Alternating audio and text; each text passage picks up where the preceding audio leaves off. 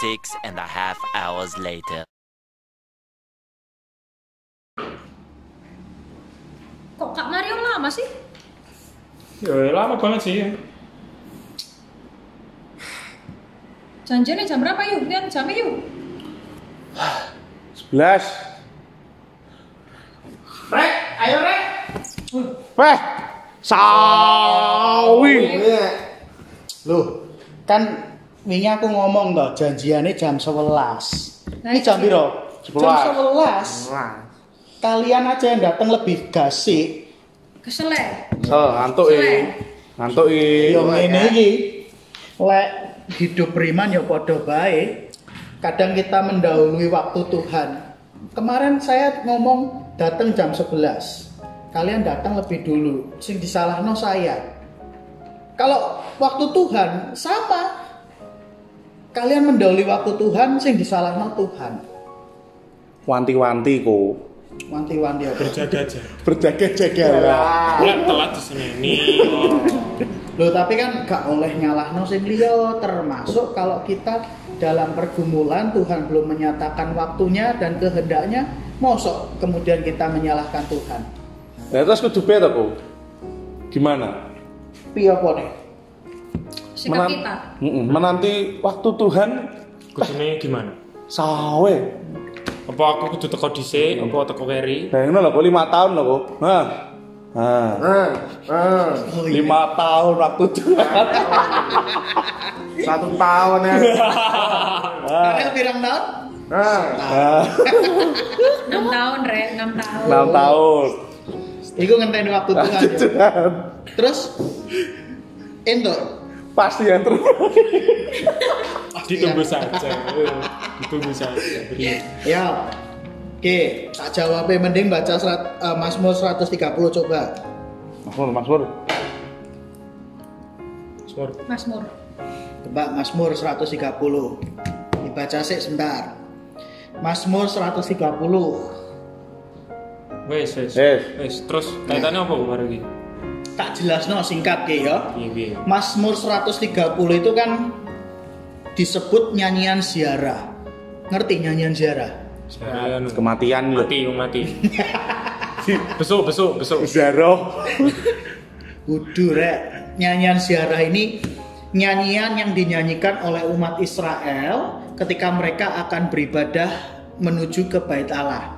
Jadi dalam perjalanan nyanyian ini sama seperti rangkaian dari Mazmur 121 tuh, yang pertolonganku datangnya dari Tuhan. Nah, 130 juga nyanyian ziarah yang dinyanyikan menuju Bait Allah. Nah, nyanyian ini dinyanyikan untuk mengingatkan mereka tentang peristiwa yang mereka alami di tanah Mesir 400 tahun. Pirang tahun? 5. Setahun? 5? Setahun? Aduh, bangsa Israel 400 tahun rek ngenteni waktu Tuhan membebaskan mereka. Itulah kenapa di ayat yang pertama dikatakan dari jurang yang dalam aku berseru kepadamu ya Tuhan.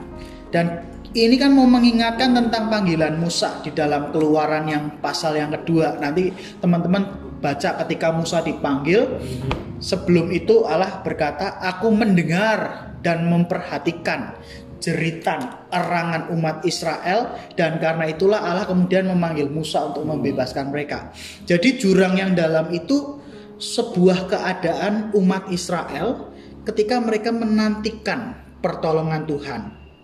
Dan ayat yang selanjutnya kan dikatakan dalam nyanyian itu, Tuhan dengarkanlah suaraku, biarlah telingamu menaruh perhatian kepada suara permohonanku. Nah, di sanalah kemudian di tengah jurang yang dalam itu umat Israel mengandalkan Tuhan. Walaupun harus menunggu 400 tahun lamanya, coba bayang no. 400 tahun lamanya mereka menunggu waktu Tuhan, kapan mereka akan dibebaskan, dan barulah ketika Musa lahir, Allah memilih Musa untuk membebaskan mereka. Kalau umat Israel bisa tidak tanya, kenapa sih kudu nunggu Musa? Kenapa harus nunggu 400 tahun? Kita kan punya Allah yang maha kuasa ya toh? Bisa kapan aja kan sebenarnya. Allah yang sudah mengikat perjanjian sama siapa aja coba? Sama Abraham. Abraham. Abraham. Isa Ya, dan Isa. Yakub. Ya, Isa. Ya toh? Kenapa harus menunggu Musa sampai membebaskan umat Israel di tanah Mesir 400 tahun lamanya? Ini kan sebuah pertanyaan besar dalam pergumulan iman toh ya. Sama kayak tadi kalian nunggu aku. Aku ngomong janjian jam 11. Kalian nunggu lebih dulu, terlihat lebih lama ya toh, nunggunya lama. Bosen. Yang disalahkan kok saya. Karena dianggap datang telat. Telat enggak? Enggak. Ya. Jam 11 betul. Umat Israel ketika menunggu 400 tahun lamanya, telat enggak Tuhan menolong? Enggak. Dan mereka harus memilih Musa. Dan mereka menunggu Tuhan menolong melalui Musa yang akan membebaskan mereka. Dan nyanyian ini kan mau mengingatkan bahwa karya Tuhan itu tepat pada waktunya. Sama tuh kayak pergumulan kita ya. Betul enggak? Betul. Wahyu nunggu 5 tahun lamanya. Dan Tuhan menyatakan kehendaknya walaupun tidak sesuai dengan keinginannya Wahyu. Betul enggak? Betul. Karel sudah berjuang, usaha, berupaya dengan keras setahun lamanya. Apa yang didapatkan Rel sesuai dengan kehendakmu? Pelajaran. Bisa enggak menyalahkan Tuhan kamu? Enggak. Harusnya bisa toh? Bisa. Punya alasan. Ada alasan. Karena hidupmu berjalan tidak sesuai dengan keinginanmu. Sesuai. Tapi apakah itu tepat? Ya enggak tepat. Enggak tepat. Enggak iso. Nggak iso rek. Ya kan? Nah, itulah yang mau digambarkan melalui Mazmur 130 ini, Rek. Artinya waktu Tuhan itu selalu tepat. Cuma kan masalahnya kita tidak tahu waktu Tuhan. Tahu enggak waktu Tuhan? Tahu. Nggak ngerti. Pas yang terbaik. Lagu lah. Lah, ini udah lagu. Pasti yang terbaik Edisi. itu lagu lah. Cuma masalahnya kan kita tahu enggak waktu Tuhan kapan dinyatakan. Gak ngerti itu. Iya sih. Tapi coba belajar dari pengalaman hidup kalian. Ada enggak pengalaman hidup yang mau menggambarkan, oh ternyata baru inilah waktu Tuhan. Ketika kita ada di persoalan, ketika kita ada di pergumulan, ternyata waktu Tuhan yang misteri itu justru kita alami dalam kehidupan kita. Penting toh? Nah, coba ada enggak yang punya pengalaman itu? Sebab kan Mazmur 130 di ayat yang kelima juga ngomong gitu toh. Aku menanti-nantikan Tuhan, jiwaku menanti-nanti dan mengharapkan firman-Nya. Yang diharapkan firman-Nya apa? Firman-Nya janjinya toh. Dan di tengah pergumulan itu ketika 400 tahun lamanya dan akhirnya Israel bebas dan mereka bisa beribadah, mereka ingat kenangan itu dan mengatakan aku dulu menanti-nantikan. Dan kini mereka sudah dapat janjinya. Kok teman-teman biar coba? Ono gak? Jajal. Iya rek. PC. Cerita aja. Lama. Karena penyakit kulit ini sudah 10 tahun dialami. 7 tahun di tangan, sekarang 3 tahun masih sama pindah kulit ke wajah. Dan lumayan lah sebelum corona ini kena isolasi ya sudah isolasi duluan sebulan setengah. Dilawak latihan betul. Latihan Sebulan setengah isolasi isolasi ya? duluan. Nggak cuma isolasi ya Nid ya, melarikan diri. Melarikan diri dari pertanyaan jemaat, Rek. Sorong. Bayangno ditanya setiap hari, ya apa nih kok ngono nemen? Itu sebuah tekanan psikologi. Beban. Ya. Kanan. Nah, Wahyu ditakoni terus stres. Biasa kan sama-sama. belum kelar Gue Anita. Aduh. Banyak kabur sih. 1 bulan setengah ini banyak kabur dari jemaat. Apalagi biasanya kumpul-kumpul sama anak kecil, sama pemuda, tapi anak-anak sekolah minggu lihat aja sudah wah kaget. Iya, kelihatannya senyum-senyum tapi ya ternyata ya nggak enak juga, miris. Nah, Anita kira-kira sudah merasakan bagaimana Tuhan menolong Anita? Wah, banyak banget Kak. Pertolongan dari teman-teman gereja, ya dari para majelis, dimasakin, ya dikirim banyak makanan. Wah, itu pertolongan karena di sini saya sendirian. Kalau teman-teman ada keluarga. Ini yang sendirian, ini yang susah. Ada teman-teman. Ada teman-teman. Kan sering toh kalian dihibur begini. Weh, kowe nek sik bergumul berarti Tuhan belum menyatakan waktunya. Setuju enggak dengan kalimat itu? Tuhan belum menyatakan kehendaknya padamu. Setuju enggak? Kita kan gageh tuh ya. Gageh, kepanggih. Percaya toh? Ya, Bahwa ya, waktu Tuhan itu ya wis kita nggak ngerti, kita nggak peduli, yang penting di tengah pergumulan ketika dihibur wis tunggu waktunya Tuhan, kita ya dan merasa penghiburan. Salah enggak? Enggak salah. Tapi kita mesti paham begini. Kita coba ya ayat yang ke-7 di Mazmur 130. Kan di situ ngomong toh, berharaplah kepada Tuhan hai Israel, sebab pada Tuhan ada kasih setia dan ia banyak kali mengadakan pembebasan. Kan sering diomong toh, tunggu waktu Tuhan. Tuhan belum menyatakan kehendaknya, Tuhan belum menyatakan rencananya, tunggu aja sampai Tuhan menyatakan kehendak dan rencananya. Betul enggak? Ya betul. Itu yang bisa kita imani. Cuma ketika kita belajar teks Mazmur 130 ini kan kita ngomong soal berpengharapan di tengah situasi yang enggak gampang toh. Di tengah sebuah tanda tanya kapan sih waktu Tuhan? Bener enggak Tuhan belum menyatakan kehendaknya atau justru sudah menyatakan, cuma kita yang nggak ngerti. Contohnya begini, kalau Wahyu punya sebuah pergumulan, dia utang 100 juta, ditagih karo debt collector, dikejar-kejar, merasa stres enggak? Stres. Kelimpungan. Bingung enggak? Bingung. Duit dia di 100 juta, ya toh? Tapi masalah sehari itu selesai? Ya enggak selesai sehari ya toh? Besok kamu bisa bangun enggak? Bisa. Berani menatap enggak hari depanmu? Walaupun ragu, berpikir enggak kamu akan bunuh diri? Ada orang yang putus asa kemudian berpikir sampai bunuh diri. Tapi kalau kita kemudian bangun pagi, kan aku selalu ngomong karo kalian toh, kalau ketika kita bergumul di pagi hari kita bisa bangun dan kemudian kita bisa menatap hari depan dan menjalani kehidupan kita, itu juga adalah karya dan kehendak Tuhan loh. Kan berarti waktu Tuhan sudah dinyatakan dalam kehidupan kita, bahwa kita tidak keluar dari pergumulan kita hari itu juga ataupun saat itu juga, tapi kan kehendak dan waktu Tuhan sudah dinyatakan dalam kehidupan kita. Dan yang namanya pengharapan iling no khotbah minggu ini ya, pengharapan muncul situasi yang nyaman ya. Bisa situasi yang nyaman ketika kita ngomong puji Tuhan, akhirnya cintaku diterima ya toh. Akhirnya aku sudah punya keputusan dan sebagainya, puji Tuhan. Tapi kan pengharapan justru seringkali muncul ketika masa susah, hati kita patah, ya toh. Ketika kita merasa sakit, kecewa, luka, kita tetap bisa berpengharapan, tetap. Dan justru pengharapan akan Allah yang setia, yang senantiasa ada buat kita, itulah yang justru muncul dari hidup yang memang tidak menyenangkan. Dan ketika kita bisa berharap di tengah situasi yang tidak menyenangkan, pertanyaannya itu waktu Tuhan bukan?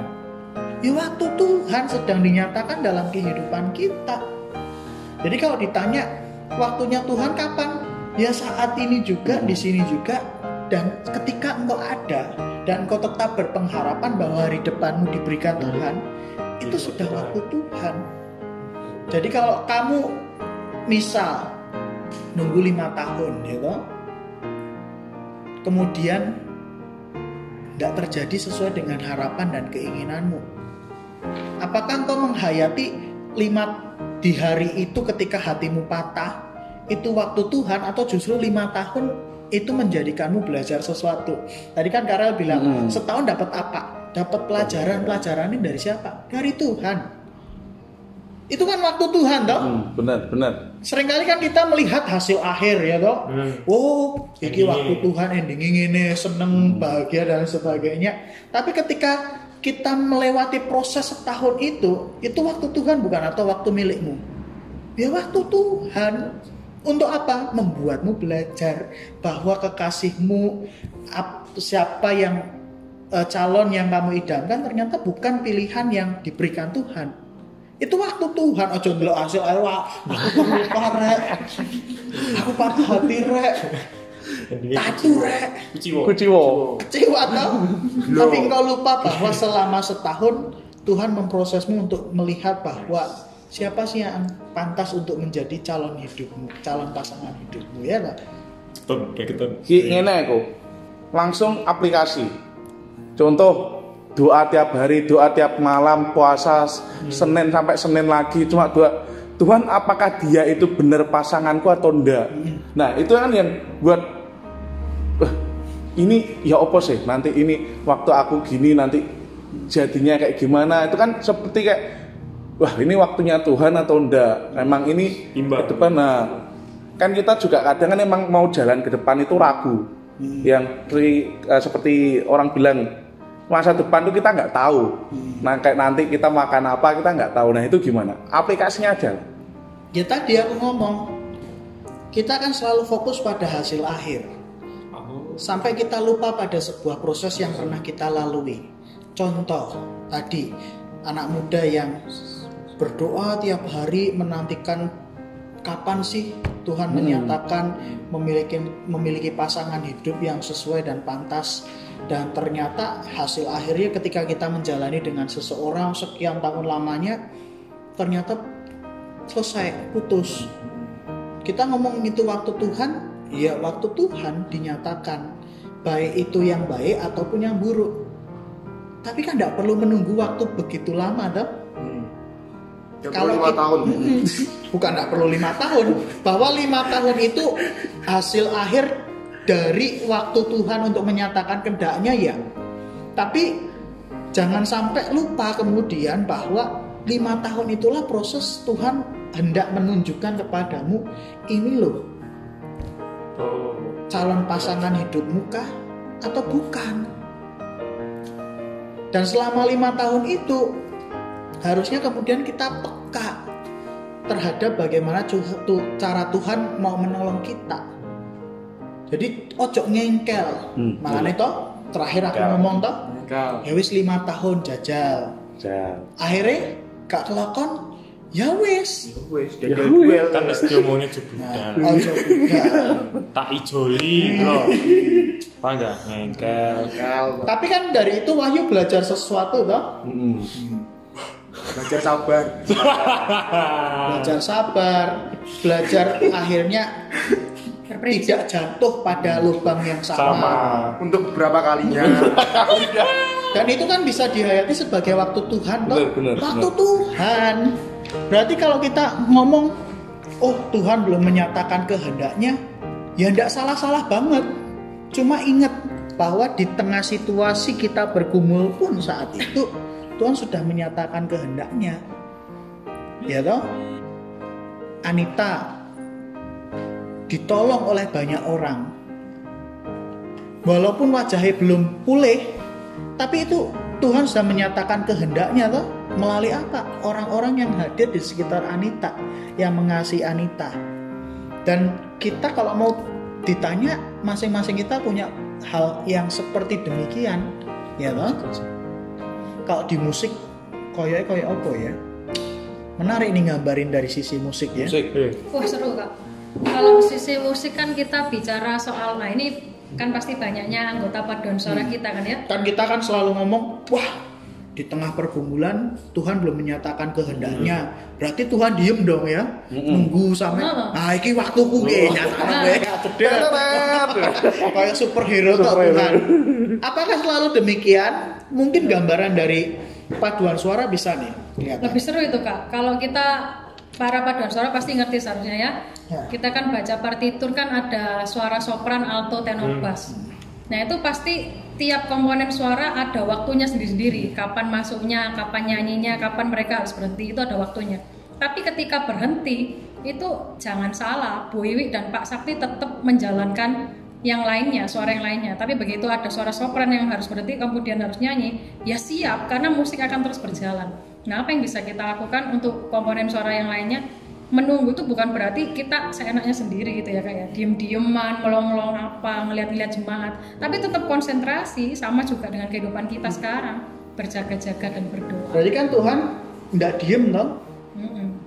Dikatakan ketika Musa dipanggil, aku memperhatikan, aku mendengarkan. Iya, selama 400 tahun berarti itu. Bayang 400 tahun Tuhan baru menyatakan waktunya, itu yang aku ngomong hasil akhirnya. Hasil akhirnya.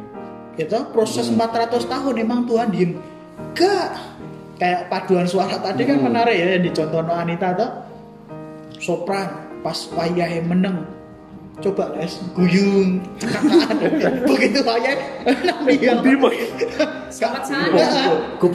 Tapi kan walaupun tidak melakukan, bukan tidak melakukan, ketika waktunya bukan untuk nyanyi, dia diem tetap memperhatikan alurnya toh.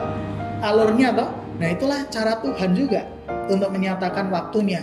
Jadi menunggu waktu Tuhan itu bukan berarti Tuhan kemudian diem, ndak merhatikno, wis jarno wis mlaku wis jal tak delok tibone tekan di. Enggak. Tapi ketika kemudian kita menjalani hidup dan menunggu waktu Tuhan, Tuhan tetap berkarya. Contohnya tadi yang sudah tak contoh toh.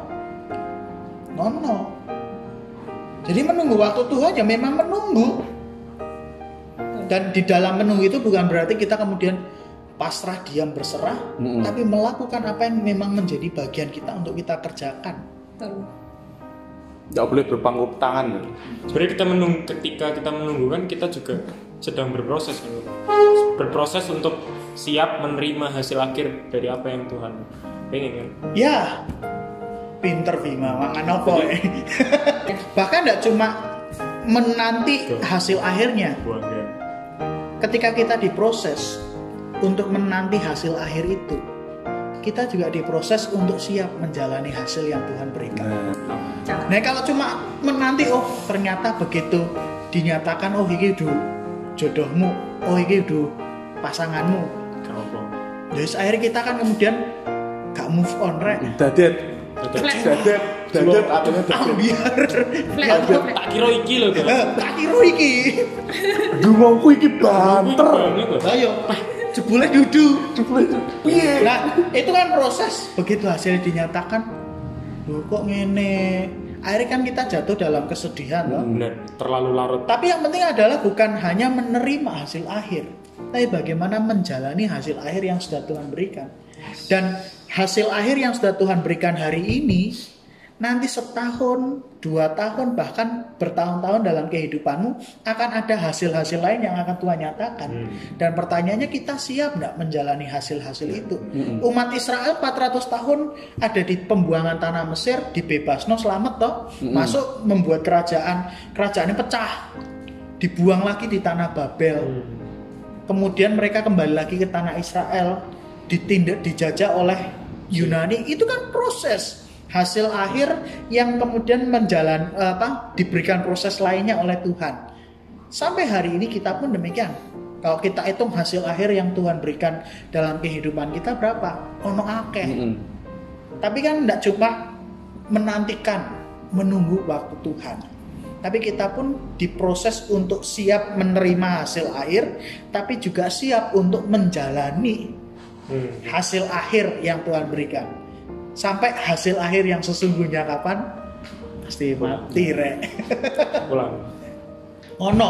Jadi menunggu waktu Tuhan, belajar dari Mazmur 130, tetap berpengharapan. Dan pengharapan itu sekali lagi muncul bukan dari situasi yang gampang, tapi justru ketika situasi yang tidak mudah dalam hidupmu, apakah engkau tetap siap menerima dan menunggu waktu Tuhan, dalam artian tidak hanya menerima hasil akhir yang hendak Tuhan nyatakan dalam kehidupanmu, tapi juga proses itu yang membuatmu siap untuk menjalani hari depan. Menerima dan menjalani hasil akhir dalam kehidupanmu. Wahyu, contoh ya, kan perlu contoh toh. Contoh. 5 tahun ternyata hasilnya tidak sesuai dengan harapan dan keinginanmu. Kamu hari ini tetap hidup, tetap bersyukur. Itu yang saya omongkan tadi toh ya, bahwa nggak cuma menerima, oh ternyata Tuhan ini, terus kita kemudian nggak punya semangat hidup, nggak punya gairah hidup dan lain sebagainya. Tapi Wahyu dari proses 5 tahun belajar apa? Nggak jadi bucin kak. Nggak jadi bucin kak. Bukan saya. Bukan saya. Bukan saya. Wahyu, Karel dan Bima, 3 trio sejati yang mengalami situasi yang sama dengan rentang waktu yang berbeda. Oh ya, Ya kan? salah pergaulan aku Ran. Tapi dari orang-orang dari masalah yang sama, ya toh? Bima ketemu Karel, Karel ketemu Wahyu, dan bertiga ini ketemu dari permasalahan yang sama. Tuhan menyatakan kehendaknya dengan juga yang sama, walaupun pengalamannya berbeda, tapi akhirnya kalian saling menguatkan, toh? Keren. Amin. Nah itu kan cara Tuhan menolong kalian, cara Tuhan menyatakan waktunya.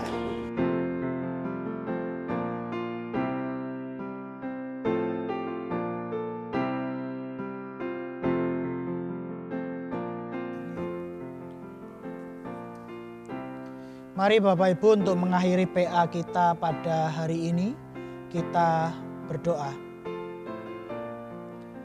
Tuhan, kami mengucap syukur untuk pimpinan dan penyertaan Tuhan melalui obrolan sederhana yang kami saksikan dan kami dengarkan bersama. Kiranya apa yang kami pelajari boleh menambah dan memperlengkapi kehidupan beriman kami, sehingga kami tahu bagaimana Tuhan terus menyertai dan menolong kami tepat pada waktunya.